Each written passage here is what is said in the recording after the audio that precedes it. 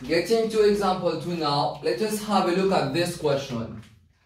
Alors, comme exemple 2 par ici, toujours un exemple qui est bien facile. C'est juste que, alors, vous êtes bien vraiment qu'on pense bien. Let us have a look at this one. Alors, comme pour cette partie-là, l'indienne comme ça. Find equation of the straight line. Find equation of the straight line in each of the following diagrams. Alors, nous devons find equation of these lines in each of the following diagrams. Let us have a look at it. Alors, comme partie A, voilà, nous avons la ligne. Premièrement, qu'est-ce bien, nous devons connaître la ligne là. Les points de la ligne de quel style? Est-ce que c'est la ligne horizontale, c'est la ligne verticale? Si elle n'est pas horizontale, elle n'est pas verticale, ça veut dire qu'il est dans la forme y is equal to mx, soit y is equal to mx plus c. Maintenant, sa partie A là, il n'est pas capable y is equal to mx aussi. Y is equal to mx, c'est la ligne qui vient passe par origin. Est-ce que ça la ligne là, il passe par origin? Non, il pas passe par origin. Alors définitivement, il n'est pas dans la forme y is equal to mx. Il n'est pas la ligne horizontale, il n'est pas la ligne verticale. Ça veut dire en d'autres mots, comme partie A, il est la ligne qui peut bien imite style de y is equal to mx plus c. Let us have a look at it. Dans y is equal to mx plus c, quelles sont les choses qui sont vraiment importantes dedans? C'est finding the gradient and finding the value of c, which is the y-intercept. Comment on gagne ça de là? Comment nous dire nous correct nous? Mais premièrement, nous besoin gagner gradient et nous besoin gagner valeur et nous besoin gagner valeur c. Let us find gradient over here. Comment nous faire pour gagner gradient? Je viens de faire avec moi dans mes previous videos. Pour être capable de gagner gradient, alors il suffit qu'il comme quoi nous juste en 2 points exacts. Je viens de faire avec moi dans mes previous tutorials. Dans l'exemple 1, dans l'exemple 2 auparavant, alors dans ma première vidéo qui me mettait le coordonnées géométriques, je viens de faire avec moi. Alors comment nous faire pour gagner gradient? Pour nous gagner gradient, nous avons 2 points exacts qui trouvent la ligne là. Let us have a look at it. Qui 2 points exacts de la ligne là? Alors c'est point 0,8 et aussi moins un point 8,0. Comment si je êtes capable de retenir n'importe quel autre 2 points, you're going to end up with the same gradient. Okay, it's good for this one. Let us compute it. Premièrement, pour nous find gradient, alors ce qui est steps qui vise, c'est first of all, labeling it as x1, y1, and then x2, and then x2, y2. Labeling it as x1, y1, and then x2, y2. Allez, formule de gradient, c'est quoi? C'est m is equal to y2 minus y1 upon x2 minus x1. Allez, rapidement, nous calculons le gradient là. y2 minus y1, c'est 0. Retirez 8. x2 minus x1, c'est 8. Retirez 0. Alors, cela vous donne négatif 8 sur 8. Alors, cela vous donne négatif 1. Ça veut dire que ce gradient m, il peut tomber négatif 1. Maintenant, comment nous faire pour gagner valeur c? Valeur c tout le temps, alors c'est the y-intercept. Ça veut dire c'est place code comme quoi, il peut couper nous y-axis. Quand vraiment nous gagnons une coordonnée là, 0,8 qui veut dire ça. Rappelez bien tout le temps, once again, quand la ligne il passe par un point. Tout le temps quand la ligne il passe par un point. Quand sur x coordonnée est 0, alors pour la deuxième fois, on aurait en 5 autres par ici. Tout le temps quand la ligne il passe par un point, quand sur x coordonnée est 0, ça veut dire que en d'autres mots, il peut couper y-axis contre le numéro 8. Tout le temps comment un point il passe par n.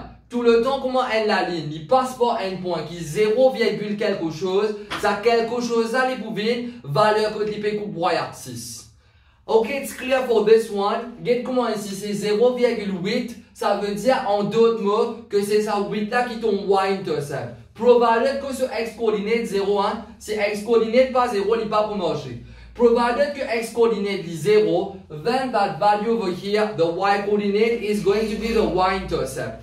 Mais comment nous dit clairement vous autres? When you have a look clearly in your notes over here, vous trouvez que clairement il peut couper code. je trouvais que clairement les peut couper axis code le numéro 8, non? Nous trouvons que clairement les peut couper axis code le numéro 8, ça veut dire indeed, alors voilà, the y-intercept indeed c'est le numéro, the y-intercept indeed c'est le numéro 8 par ici, alors gradient c'est négatif 1, ensuite, quand nous avons 0,8, nous finissons qu'on est que les peut couper y-axis code le numéro 8, alors cela veut dire que C est égal à 8, ou soit quand nous même visuellement. Alors nous trouvons que vraiment les coupes y-axis code 0,8, ça veut dire les coupes y-axis code 8. Alors je finis avec M comme moins 1, je finis avec C comme 8. So what is it as equation of the line? Les bouffées Y est égal à, alors M c'est combien? C'est moins 1, ne pas vraiment écrire moins 1 parce que moins 1 il paraît comme moins X là. Moins 1X ne va pas écrire. Ne pas écrire moins 1x, nous écrire directement moins x et plus c qui vous venir, plus c vous venir positif, positif 8 par ici. Ok, it's good for this one. Alors ça, c'est comme nous partie A. Maintenant, la même chose pour comme nous partie B. Let us have a look at it. Once again, nous partie B. Not really once again, nous partie B, les différents. Dans quel sens nous partie B? Les différents, c'est dans le sens que comme quoi l'IP passe pas 0,0. Le fait qu'il l'IP passe pas 0,0, ça veut dire qu'il n'est pas pour dans forme y is equal to mx. Les pour dans forme, désolé, le fait que l'IP passe pas 0,0, ça veut dire l'IP passe pas origin. Les pas pour dans forme y is equal to mx plus c, mais les pour dans forme y is equal to mx. Tout le temps quand elle la ligne, les passe pas 0,0, les pas pour dans forme y is equal to mx plus c, mais les pour dans forme y is equal to mx. Ok, c'est good. Faites manière de rappeler bien ça bonne partie là. Là, voilà, dans forme y is equal to mx, the good news is, c'est nous pouvons avoir de valeur C. Nous n'avons pas de gradient. And how do you find gradient? You just have to pick out alors 2 exact points. Let us find 2 exact points. Je vais prendre n'importe qui 2 points. Alors, ce qui vraiment je t'envie, alors moi, je choisis 2 points faciles, je choisis 0, 0. Je trouve que la ligne là ne passe pas 0, 0, il ne passe pas 1,1. Alors voilà, je choisis 2 points très très faciles. Non, il n'est pas passé par 1,1, il passe à côté. Il ne passe par 2,2 aussi. Alors nous sommes vraiment careful pour cette partie là. Alors 1,1 n'est pas passé, mais me trouver que un point exact. Alors c'est 2,3.